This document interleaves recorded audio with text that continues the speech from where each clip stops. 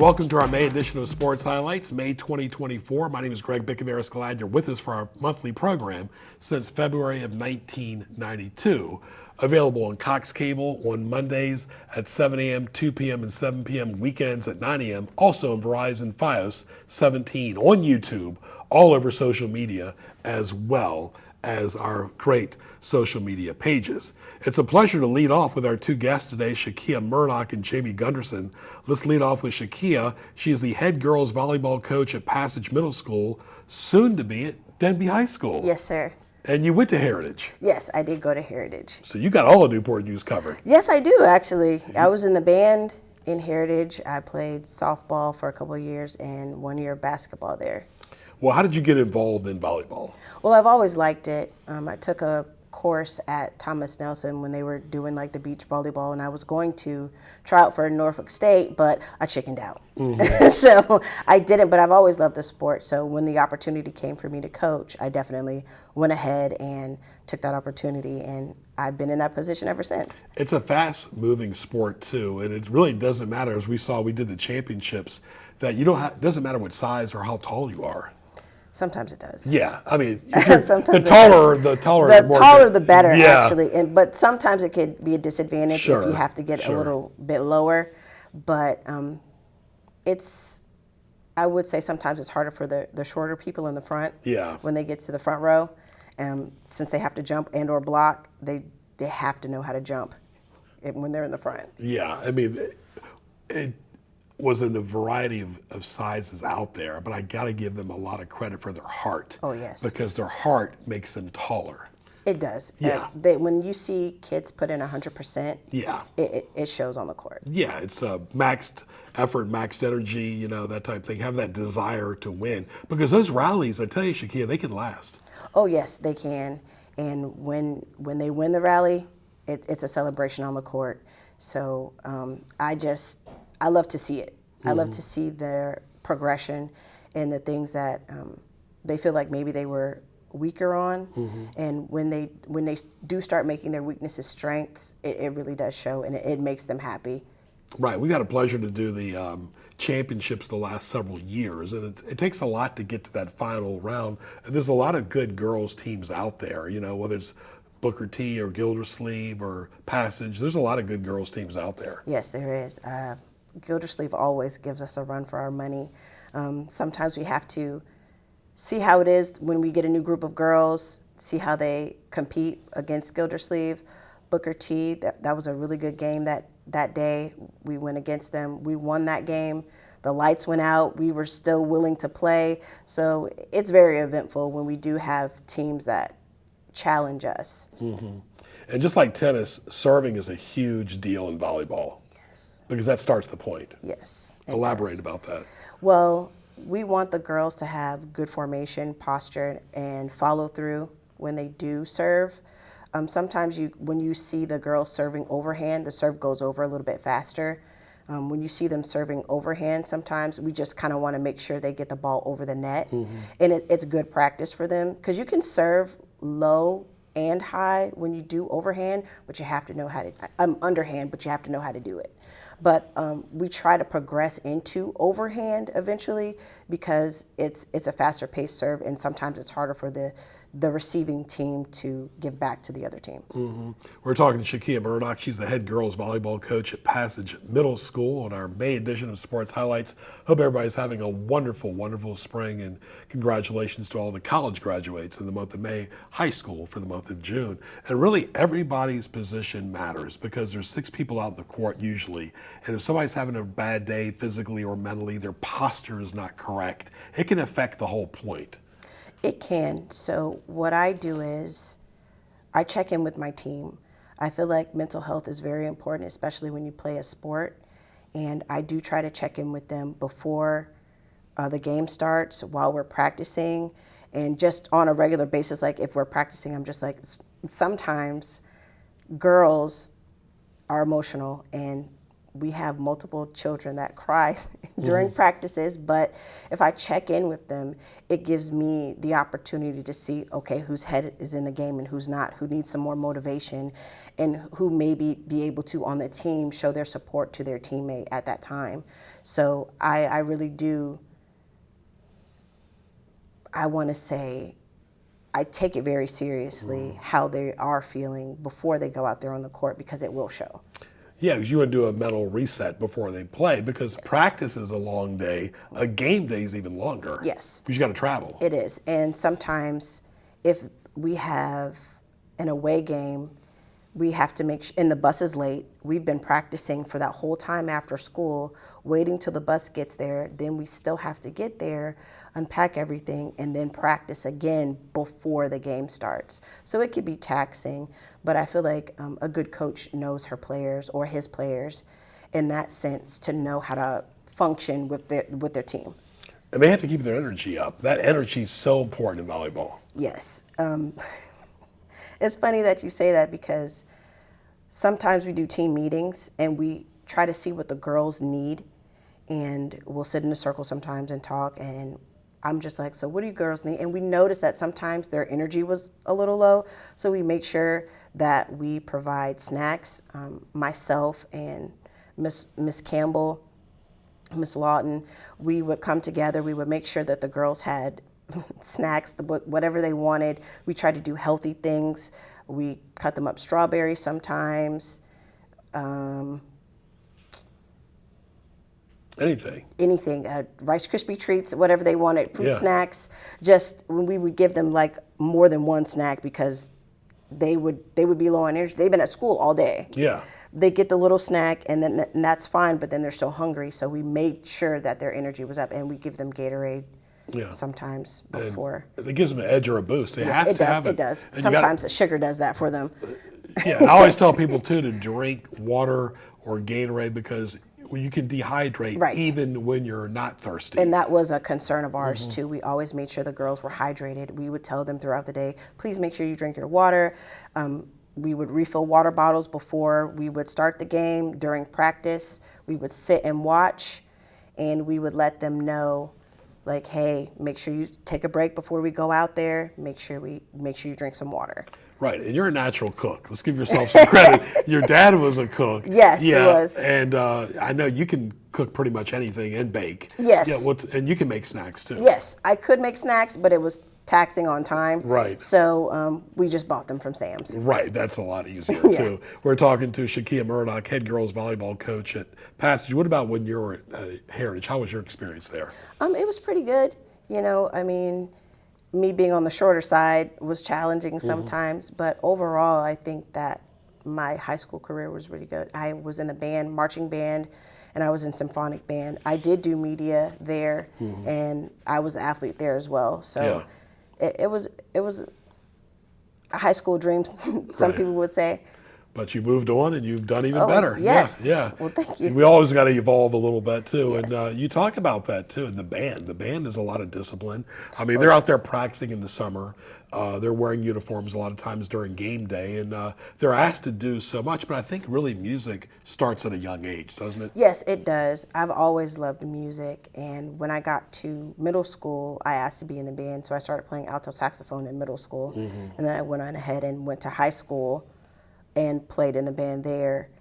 But when we were doing like practices during the summer, yes, it was hot. We had to make sure we were hydrated because people would black out. Yeah, definitely. You know, and of course it's different dynamic in the summer and the fall and the winter definitely. too. Especially on the blacktop. We weren't in grass. We were in the blazing sun during the summer. Yeah, I'll tell you a funny story. One time we were doing a basketball game at Warwick High School, and the person there had us play in the band in the basketball gym, and talk about loud echoes. Oh, yes. It's much better outdoors. Yeah, it is. But of course, it's nicer indoors too, as well. Talking to Shakia Murdoch, what advice would you have to somebody who wants to play middle school or high school volleyball, and what about the challenge at Denby now? Well, the advice I would give is to be patient. Let your foundation build.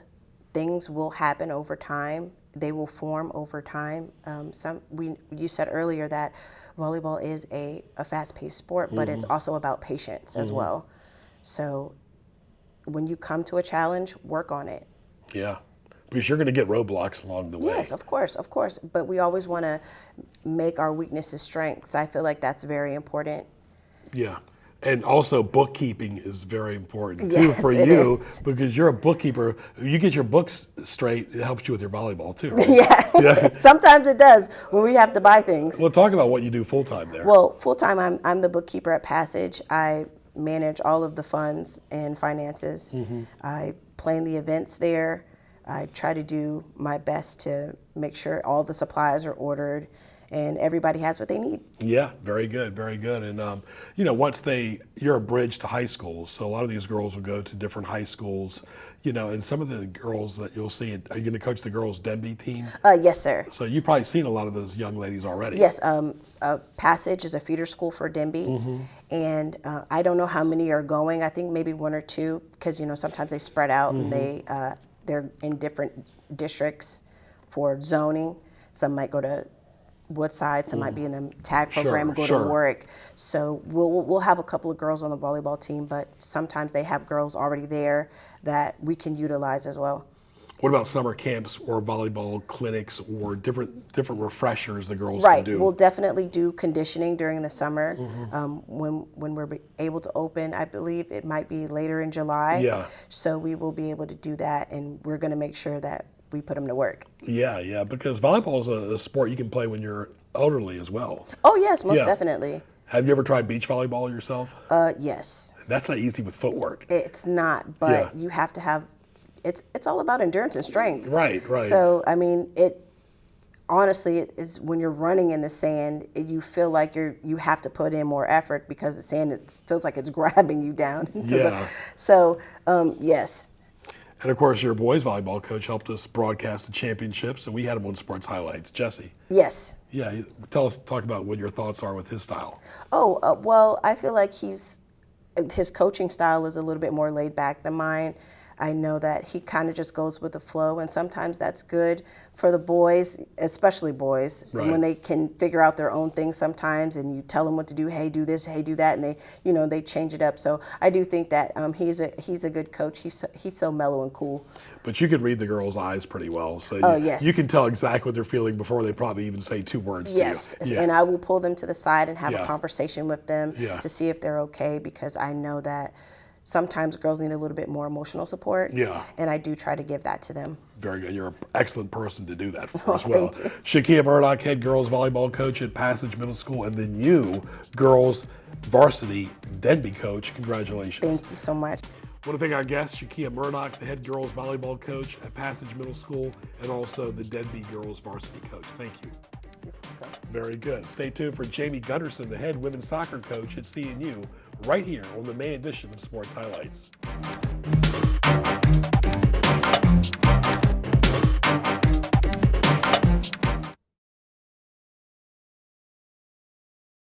You're watching NNPS TV.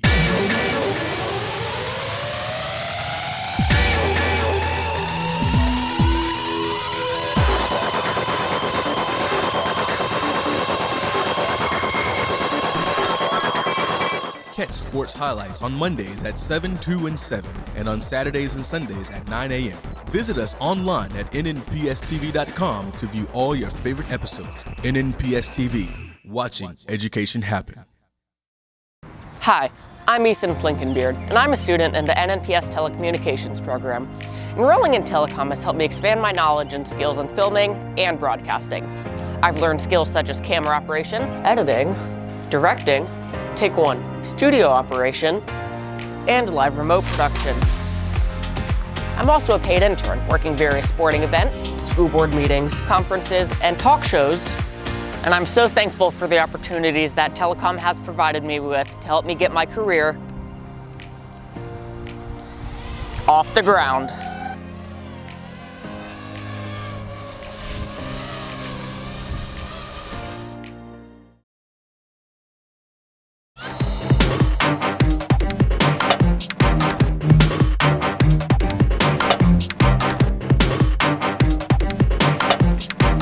And welcome to our May edition of Sports Highlights right here on NNPS TV. Glad you're with us. Greg Bicaveras and our great guest. We had Shakia Murdoch from Passage Middle School and Denby High School.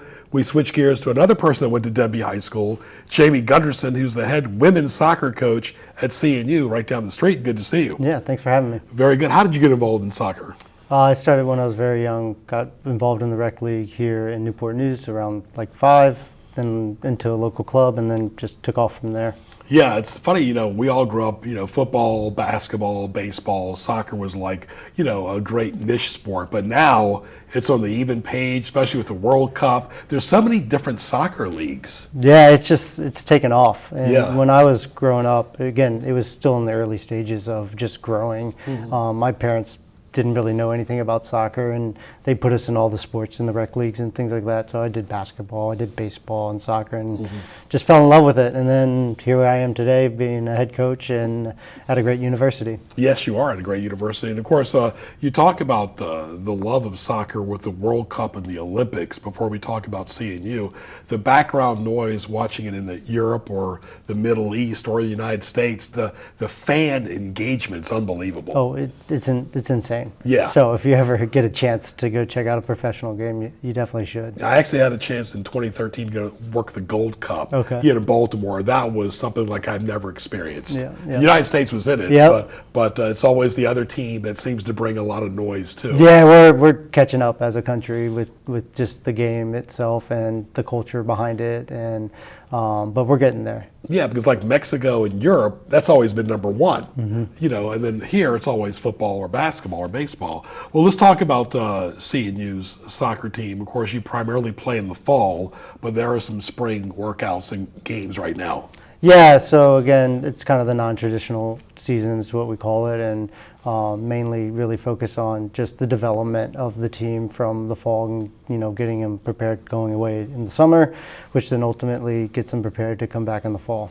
Well, let's talk about it. You got to recruit. You always, you're a Division III school, but you got a lot of great academics, athletics, and activities there. You got a great athletic director.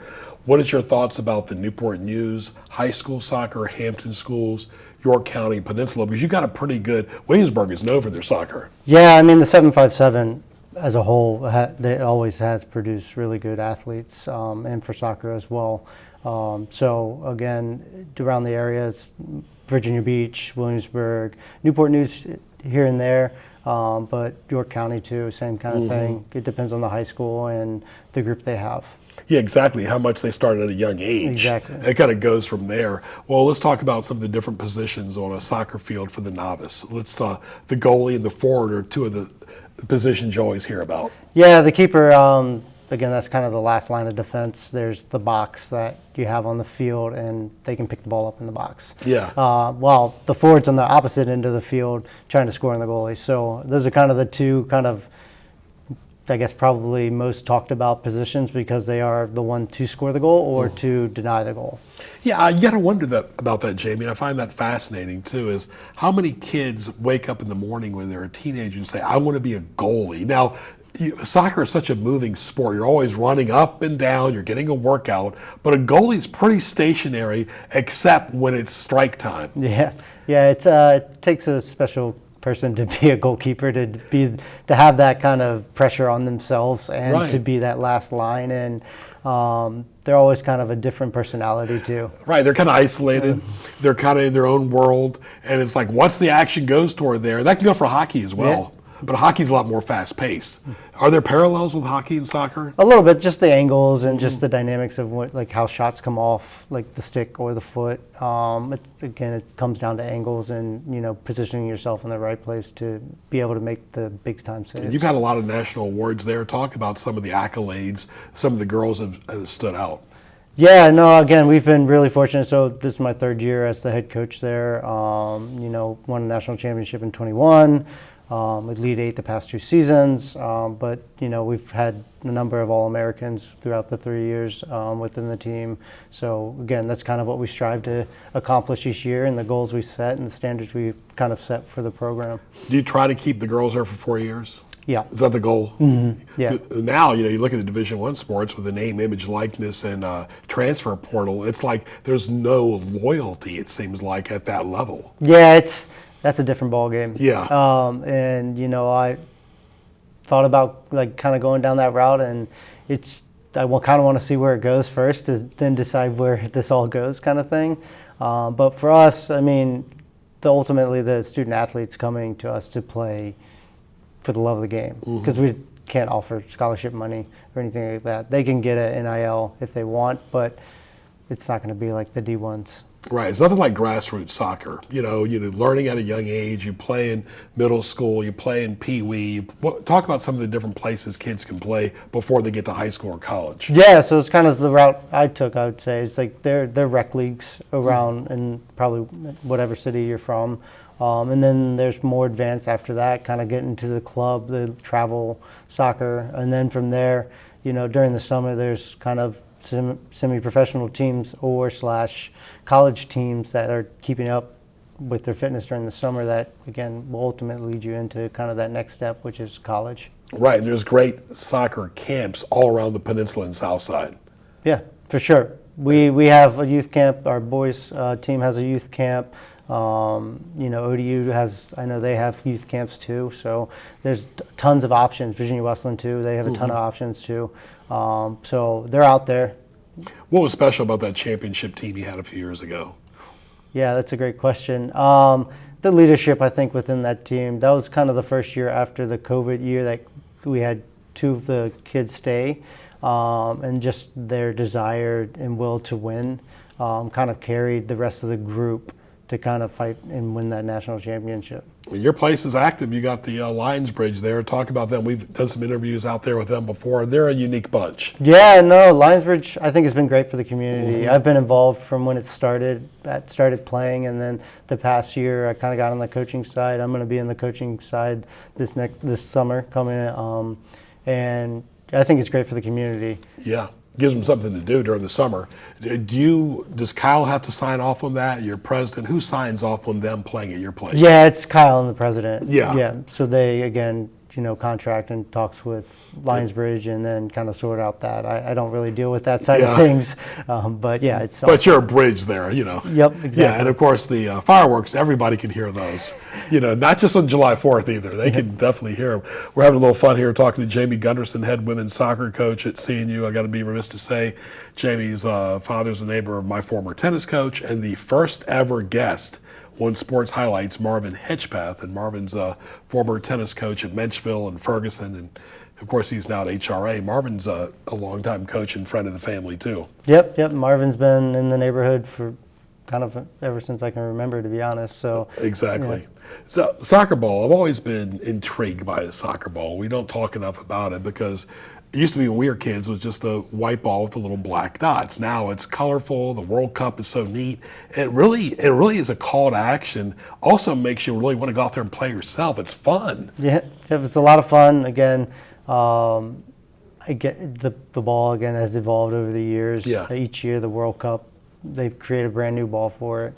But no, there's a lot of, again, excitement to it because it is pretty difficult to score. So when you do score, again, that's where the excitement and stuff comes from. We'll talk about Messi. Tell the fans who he is and they don't know who he is. Yeah, if you haven't had a chance to watch him, he's amazing. And now he's in the United States playing in the MLS.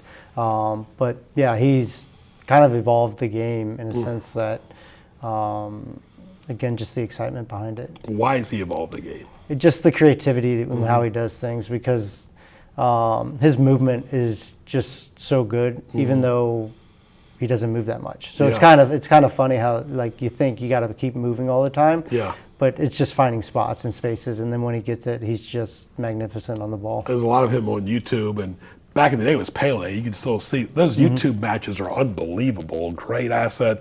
And then PS Telecom on YouTube as well. So YouTube is just unbelievable because you can learn how to play soccer just from an instructional standpoint. Nothing beats going out there and playing, but it's got a lot of good videos. Yeah, for sure. There's a ton of good, like, individual activities that, again, anybody can go watch and then go do it themselves on the field. So it's a great resource. Talk about your coaching staff. Yeah, so I'm full-time the head coach at CNU, and then my assistant, Sean Killian. And then we have a part-time position as well, Brian Liebert, and then we have a volunteer, Abby Harrigan. What about the men's team? Do you work hand in hand with them sometimes? Kind of. I mean, Yeah. we train at the same time, so sharing the field space and what that looks like. But really close relationship with the men's side for sure. I'm going to ask, because people are going to ask me, do you ever play them in a full match just to see what would happen? Yeah, no, we don't. Okay. We kind of joke. Sometimes we've kind of started creating an idea of like doing some activities together just to create the relationship piece between the two groups. We've had male practice players before, but nothing with the varsity team. Well, let's talk about the upcoming fall season. What are you expecting? Talk about the schedule that you've got, and who's some of the players you're looking to lean on. Yeah, again, looking forward to this fall. We returned 9 of our 11 starters from last season, so hopefully we can make another big run into the NCAA tournament. We have Rihanna Slater, who is one of our All-Americans from last year, so she's returning. And then a couple of our all-region players, Ellie Cox, Hannah Heaton. Bree was also another one. And then our goalkeeper, Amy Sidaway. And then, Nia Savage is one that didn't get the awards, but she's another big one that's returning as well.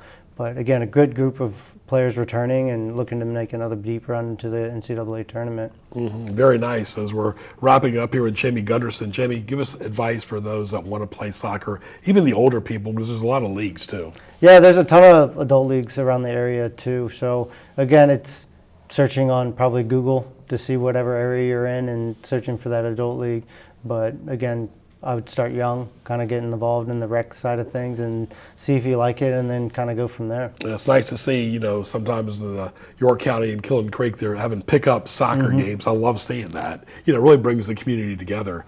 And of course, there's a lot of fun on game day too, for you guys. Yeah, no, game days are fantastic. Yeah. Our players look forward to it. Yeah. We train day in and day out against each other. They're ready to go play somebody else for sure. Very good. All the best this spring and the fall. Appreciate it. Very good. Jamie Gunderson, head women's soccer coach at CNU, has won a national championship, has made the postseason. He looks forward to the rest of this season and the fall of 24 as well. I want to thank our great guest today, Shakia Murdoch, head girls volleyball coach at Passage Middle School. Also, Jamie Gunderson, head women's soccer coach at CNU. Two great local guests.